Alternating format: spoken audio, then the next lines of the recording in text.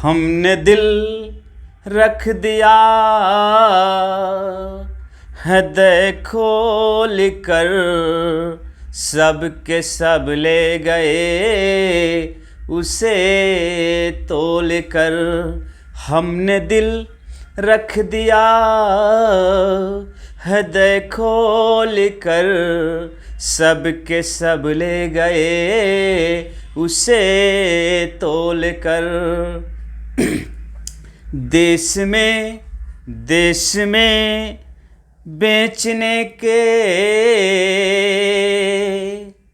तरीके बहुत, देश में बेचने के तरीके बहुत, बिक सब कुछ गया देश भक्ति बोल कर, बिक सब कुछ गया देश भक्ति बोल कर।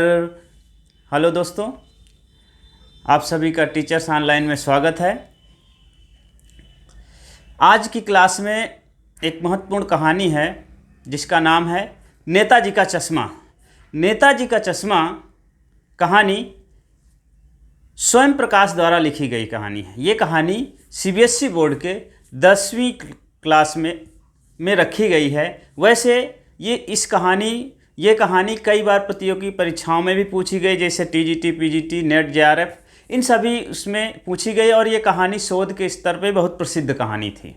तो आइए देखते हैं कि इस कहानी में क्या है। नेताजी का चश्मा। आइए इस कहानी में देखते हैं क्या है। नेताजी के चश्मा कहानी में एक महत्वपूर्ण पात्र है हालदार साहब। एक छोटे से कस्बे की कहानी है जिस कस्बे में नेताजी की मूर्ति लगी हुई है। नगर पालिका के सारे अधिकारियों ने मिलकर के ये योजना बनाई होगी कि चौराहे पर मूर्ति लगनी चाहिए। बजट पास किया होगा, सारे काम हुए होंगे, लेकिन मूर्ति लगाने का काम समय पे नहीं कर पाए। जब लगा कि उनका समय बहुत समाप्त हो रहा है, तब उन्होंने अंतिम क्षणों पे जैसे तैसे मूर्ति बनाने का कार्य किया और मूर्ति बन भी गई, जिसको उसी स्थानीय एरिया के किसी मोतीलाल मास्टर जी द्वारा बनवाया जाता है। खैर, मूर्ति चौराहे पे लग गई और मूर्ति लगने के बाद मूर्ति अच्छी भी थी और उसको देख कर के लोगों के दिलों में देशभक्ति की भावना जागृत होती थी। तुम मुझे खून दो, मैं तुम्हें आज़ादी दूंगा, दिल्ली चलो नारा जैसे दिल में ओज भरने वाले भाव उत्पन्न होते थे। मूर्ति में कोई दिक्कत नहीं थी, लेकिन यदि कुछ कमी थी तो वो थी मूर्ति में चश्मा नहीं था। मूर्ति में चश्मा नहीं था। हालदार साहब उस चौराहे पर गुजर रहे थे। चौराहे पे जाकर देखा तो वो हैरत अंगेज थे कि वाह, मूर्ति चश्मे की, मूर्ति पत्थर की और चश्मा ओरिजिनल। ये आइडिया उनको बहुत अच्छा लगा और उन्हें लगा कि इस कस्बे के नागरिक बहुत देशभक्त हैं और उनकी हृदय से प्रशंसा करने लगे। उनके लिए सर नतमस्तक किया। लेकिन जब दूसरे दिन जाते हैं हालदार साहब, तो उस मूर्ति से चश्मा गायब। चश्मा गायब हुआ, आश्चर्य की बात। लेकिन उस मूर्ति में दूसरा चश्मा लग गया, अर्थात पहले वाला चश्मा गायब और उसकी जगह दूसरा चश्मा लगा हुआ। उन्होंने कहा, वाह क्या आइडिया है। मूर्ति कपड़े नहीं बदल सकती तो चश्मे बदल तो सकती ही है, और वो भी ओरिजिनल चश्मे। इस प्रकार हालदार साहब 2-3 बार ऐसे उसी चौराहे से गुजरते हैं और डेली उन्हें मूर्ति का चश्मा बदला हुआ नजर आता है। ये देख कर के उनके मन में जिज्ञासा हुई, कौतूहल पैदा हुआ कि आखिर चश्मे बदलने का राज क्या है। पास में वहीं पे एक पान वाले की दुकान थी, पान वाला मजाकिया किस्म का था, मोटा था, और वो फ़दाएँ खुद ही मुंह में बहुत ज़्यादा पान ठूसे हुए रहता था। उसने हालदार साहब को बताया कि इसमें जो चश्मे बदल रहे हैं, इसको इस कस्बे के नागरिक नहीं बदल रहे हैं, अभी तो इस कस्बे का एक कैप्टन चश्मे वाला है, वो रोज़ चश्मा बदल कर चला जाता है। कैप्टन चश्मे वाले के द्वारा रोज़ चश्मा बदलना हालदार की साहब की जिज्ञासा को और बढ़ा दिया। हालदार साहब ने सोचा कि हो सकता है कैप्टन चश्मे वाला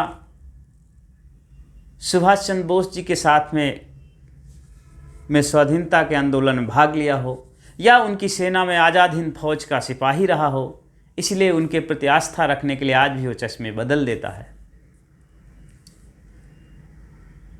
तभी हालदार साहब ने उस पान वाले से पूछा, क्या कैप्टन चश्मे वाला सुभाष चंद्र बोस का साथी था या उनकी फौज में कोई कैप्टन था? पान वाले ने जवाब दिया, अरे साहब वो कैसे सेना में भर्ती होगा, वो तो बेचारा लंगड़ा है, वो सेना में कैसे जाएगा। ऐसे कहते हुए पान वाले ने कहा, चलो आप उनसे ही बात कर लो, वो कैप्टन चश्मे वाले आ रहे हैं। कैप्टन चश्मे वाले को देख करके हालदार साहब द्रवीभूत हो गए। उसका शरीर बहुत दुबला पतला था, वो एक पैर से विकलांग था और अपनी रोजी रोटी चलाने के लिए चश्मे बेचा करता था।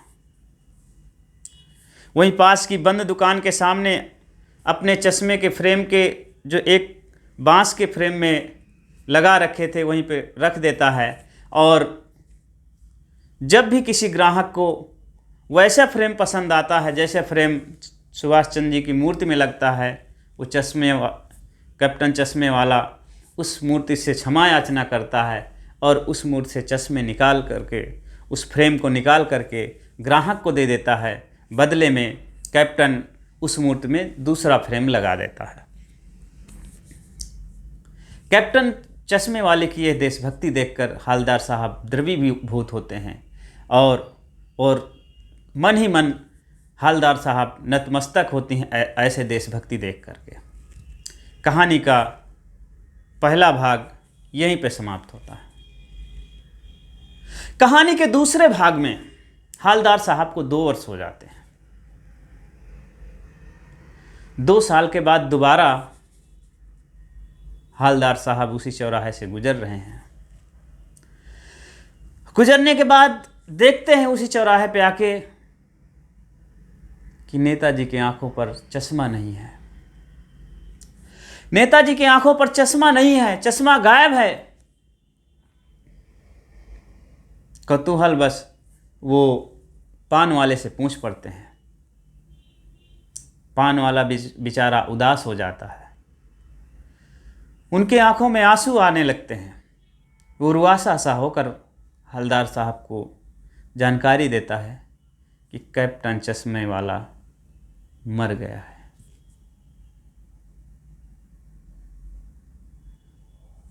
ये बात सुनकर के हालदार साहब अंदर अंदर दहल जाते हैं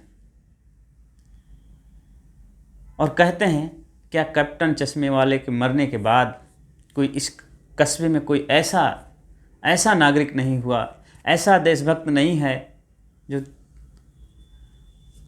सुभाष चंद्र बोस जी के, नेताजी के आंखों में चश्मा लगा सके। इसके बाद वो इतना दुखी हुए कि उन्होंने ये तय कर लिया कि इस चौराहे पे अपना कभी पान खाने आएंगे और ना इस चौराहे पे कभी रुकेंगे।